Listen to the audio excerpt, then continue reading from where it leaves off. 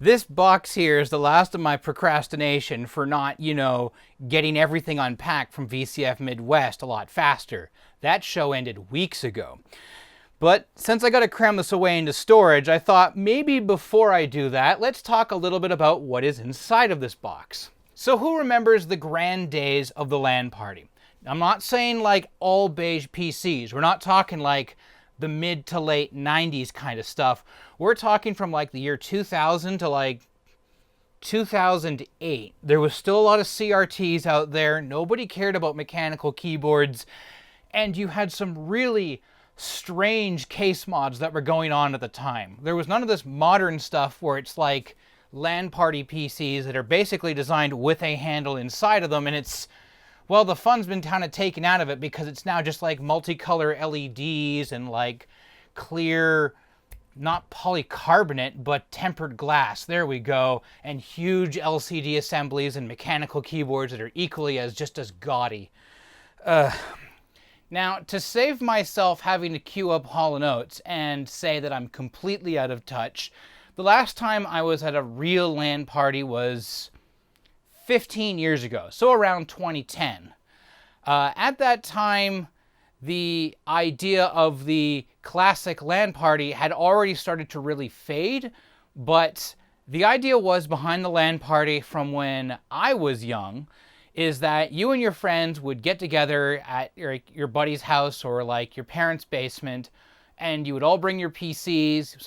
One of you might bring like a TV, a VCR, a game console or something like that and watch some movies. You'd all bring junk food, and you would play classic tournament games, Unreal Tournament, Team Fortress, Counter-Strike. You get the idea. You would play those games for most of the weekend and just burn yourselves out and go home at the end of it. The larger tournaments, those were the big ones. In the United States, I mean, you had QuakeCon, but it was really in Europe that these events are far better publicized. Go Google them. Just Google like early 2000s LAN party, and you just find these enormous rooms where it was just thousands, hundreds of people, thousands of people. You could have one or more tournaments. The event could actually be sponsored by like a local internet provider just to provide like the bandwidth. And even for like power distribution, you might have a local electric company that'd be like, this event is sponsored by blah blah electric. I tried this again at LTX 2019, and I was disappointed how much DreamHack had changed by that point there. I wanted to bring along a machine and was told that because I exceeded the power requirement per person of 350 watts, which I find absolutely absurd. Even in 2019, that's not a hell of a lot of power for a desktop PC. I feel like I was just being like shooed off there. Anyways, the idea behind the LAN party has drastically changed, and so has the climate around it. LAN parties, I'm sure, are completely different esports tournaments now. They were nothing of the likes back in the day. Well, okay. So at Midwest, we did have a LAN party section out in the public area, but in the private space, there was also a LAN party that was taking place as well. I had promised for the last 2 years that I was going to bring a machine to Midwest to LAN party with, and I was going to make it very good. The box that you're seeing right here is custom sized for my LAN party PC. So this is the maximum size that a regular piece of checked luggage for WestJet Canada will allow. 33 by 62 by 62 centimeters, or about 157 centimeters. Just underneath that bar a little tiny bit. I also had to add foam padding for this because, well, it's a full-on PC case in here. There's no keyboard, there's no mouse. The idea here behind this LAN party is that you'll just find that stuff in the free pile that you need, like a monitor, and you'll just make it work. So inside of this, let's get it over with. We were talking about those early to mid 2000s LAN party gaming machines, and we remember how the case mods were always just so wild. Like we had the early days of liquid cooling, like multi-core CPU systems were coming online, not like the Core 2, but like the 8-bit BP6, which was still like a Pentium 3. So you could have dual 1.3 gigahertz Pentium 3 Tualetons, and then you had stuff that was just outlandish and absurd like this. This, still packed into its foam, is a clear acrylic gaming PC. Give me a moment here so I can take it out and we'll talk about it more, because I got to open this thing up anyways to get it ready for storage.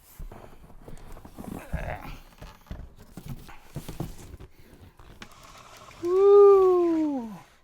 Look at this piece of hot garbage. This is not so much a thing anymore. I'm pretty sure almost all of these clear acrylic gaming PCs are gone. They're like these ones here where it started to get brittle. There's actually a giant crack here that I've had to glue and repair. Or like the door hinge on this is kind of broken and falling apart.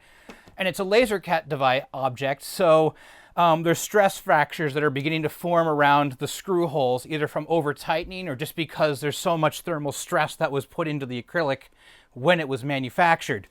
And I mean, over time, like, the motherboard has lost its I/O blanking plate here, but the whole name of the game is that who cares how you've optimized your operating system? Who cares what operating system you're running? The idea here is that if you are showing off like how you've tweaked your desktop to have like the minimal number of icons, you're not at a LAN party because you're not playing games. This thing here, I did not buy any parts for. This is all parts that I've been scavenging and saving for the last 20 years to make one of these machines possible. It is a combination of really nice boards and really crappy components. Like I said before, the clear acrylic case. There are tons of screws that hold this whole thing together. Nothing in this thing is glued together at all. So there's a bunch of screws, and hold on a minute here. Just need to get some more screws out. There we go. And then the front here just kind of falls off. 2 panels for the front here. By the way, these here are blue LED fans.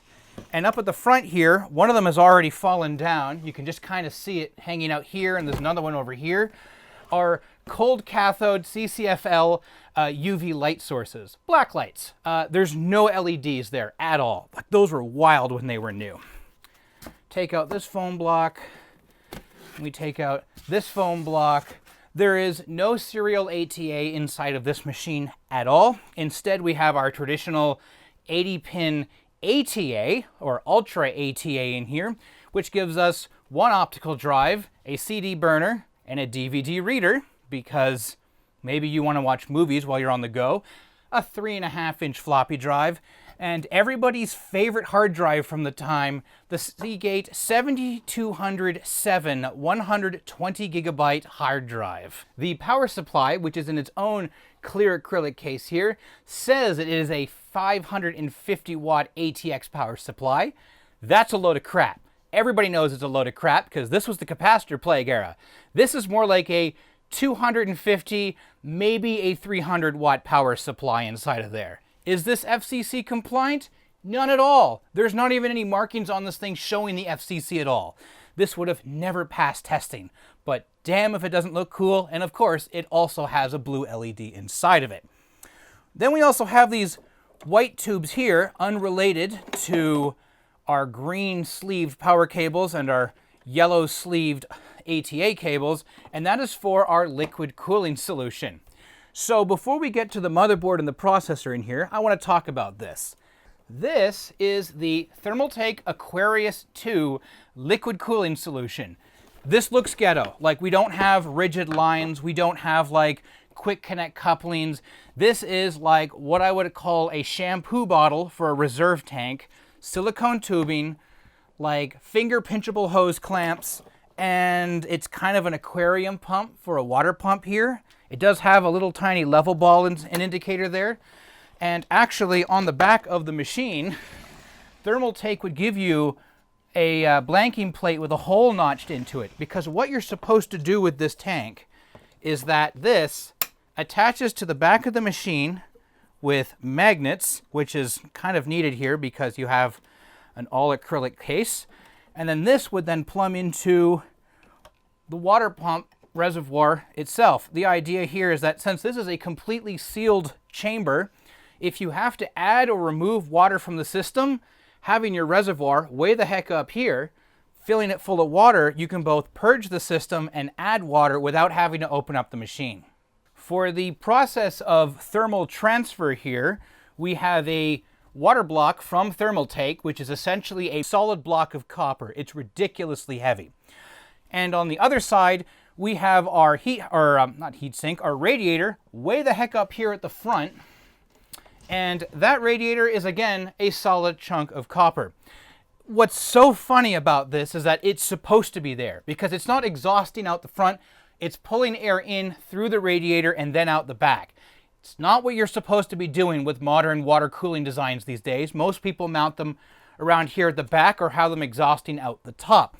But the Aquarius 2 specifically says that you're supposed to put it there. In fact, I don't know if you can see it, but it does, like right there, it does show it mounted on the front of the machine. It's kind of ridiculous. By the way, this water block here is universal in that it fits the Intel Pentium 4 socket 478. This is not a 478, but we'll explain that in a moment.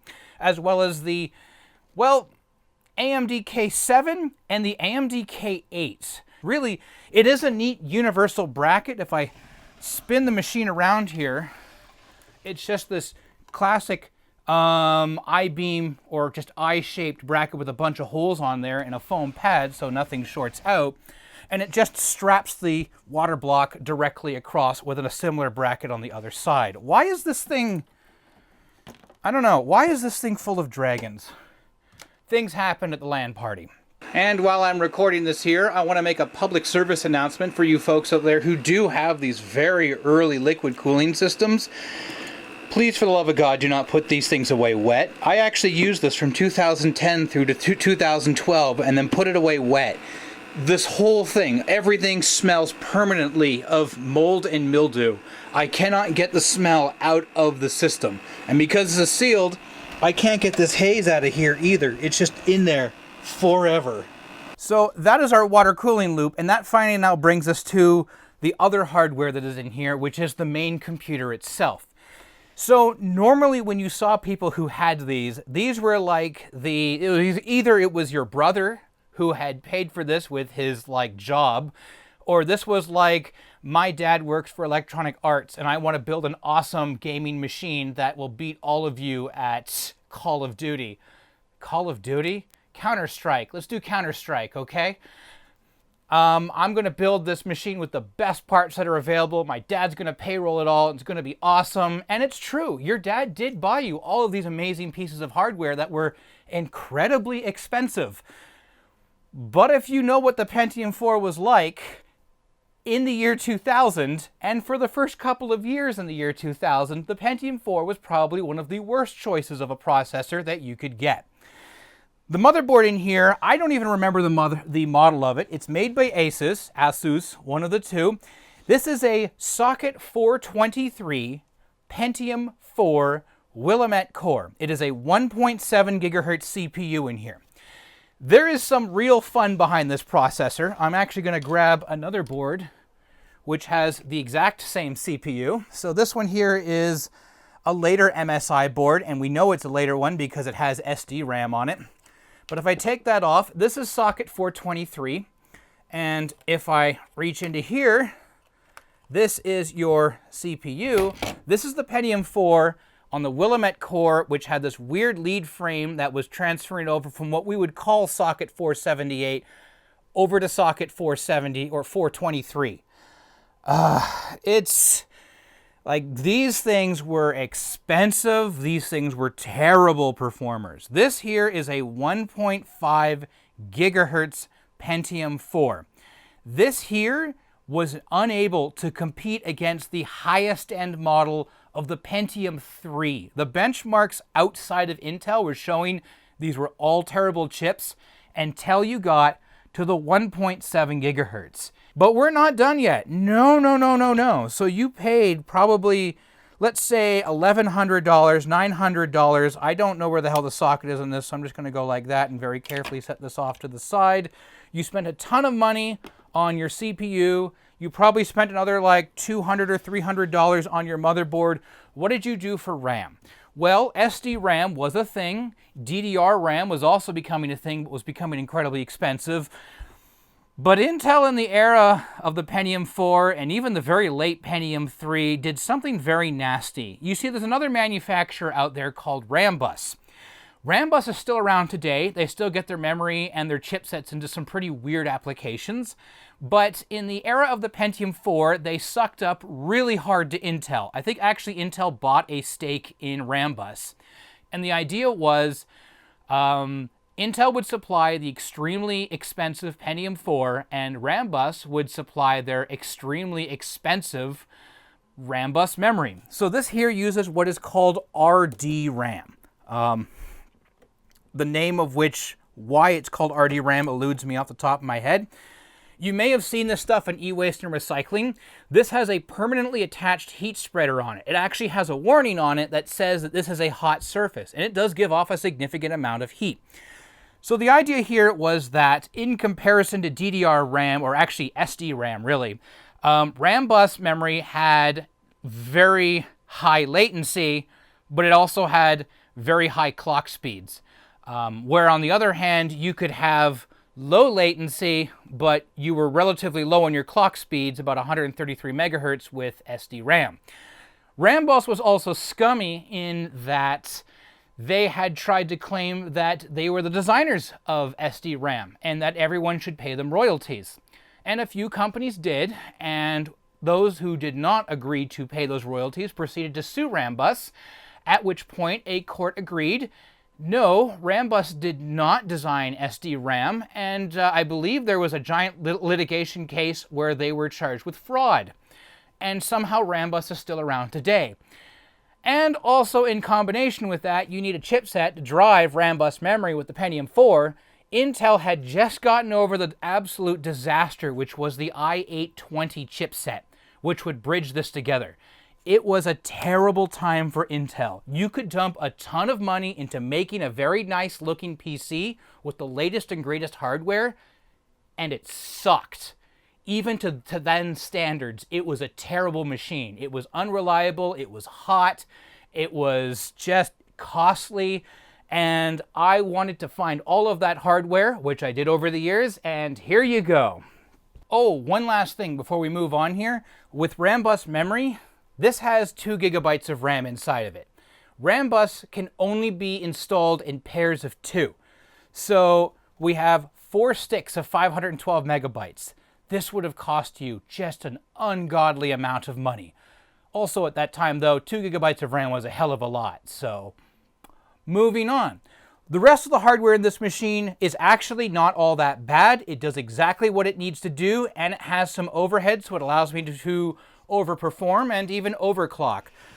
It's a little bit more difficult to show it in here. So this is an ATI Radeon 9800 Pro with 128 megabytes of video memory, and we have an aftermarket Zalman cooler sitting on top of it to make sure it doesn't overheat. We also have in there, for the hell of it, a 2-port FireWire card, because this machine is fast enough to handle FireWire recording on the fly, should I ever need it. You can also do high-speed networking under Windows XP with FireWire as a 400 megabit link. So, LAN Party ready. We also have ourselves a 3-COM Etherlink 3 PCI network card. So the reason you would want to use this over an internal Realtek network card is that it actually has its own dedicated processor. That is just simply handling all of the TCP packet data from the network to your computer, rather than having to make your CPU, while it's handling the game, also have to handle the packets that's coming through. That's why I don't like Realtek network cards. They're mainly just soft network cards. The last thing I have in here is the Sound Blaster Live 128 sound card. Really, it's a little bit more than I need here because you'd be wearing headphones and all that there, but it gives me everything that I need for both MIDI, wavetable, and sampling audio, as well as for listening to music.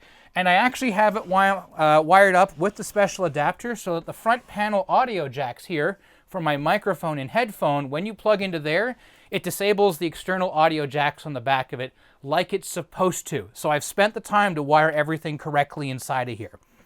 Otherwise, there's another dragon hiding inside of here. Where the heck are these? If you put a whole bunch of dragons into my LAN PC, please say so why you did in the comments.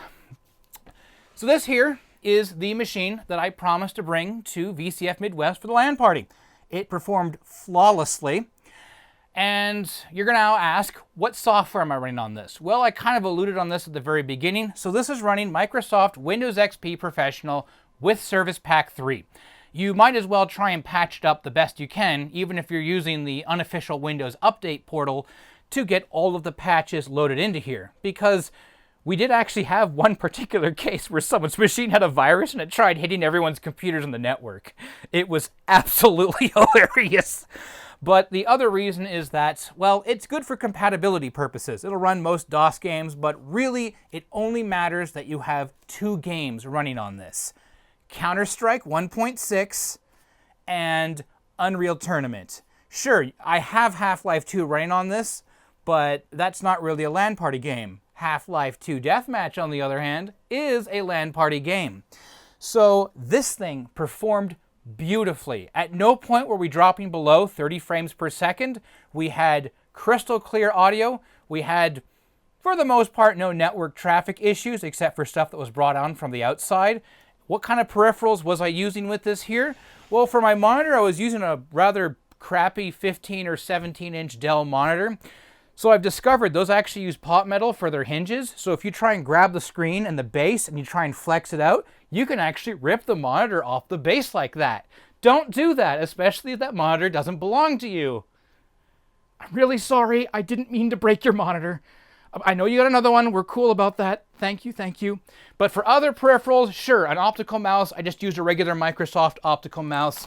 And then for a keyboard, I found this thing on the free pile. It was like some modern mechanical keyboard crap. It calls itself a Razer Black Widow X Tournament Edition.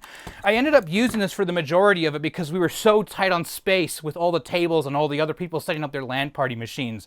So this turned out to be a fairly good performer. So everything I needed was available, including speakers that I got myself from the free pile. So we also got to listen to both everyone fragging each other, but also a little bit of 9 Inch Nails on the side. Okay, so I am now going to spend the time to pack this machine up again, put it into storage, and I also have to actually blow out all of the liquid cooling lines so nothing freezes and gets ruined during the winter. I really hope you enjoyed watching this video as we dug through my LAN gaming PC from the early 2000s. I was really proud to finally make this. If you're wondering, I got the case from VCF West 2024. I really hope you enjoyed this video, and until next time, have a good one.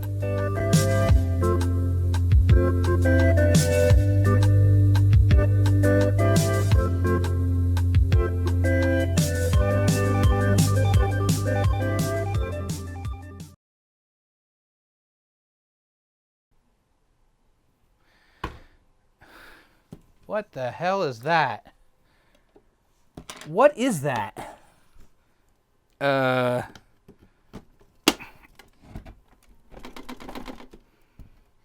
What is that? Oh, it's a coffee coaster? Yeah, okay, cool. To whoever put an LGR drink coaster into my gaming PC, thank you.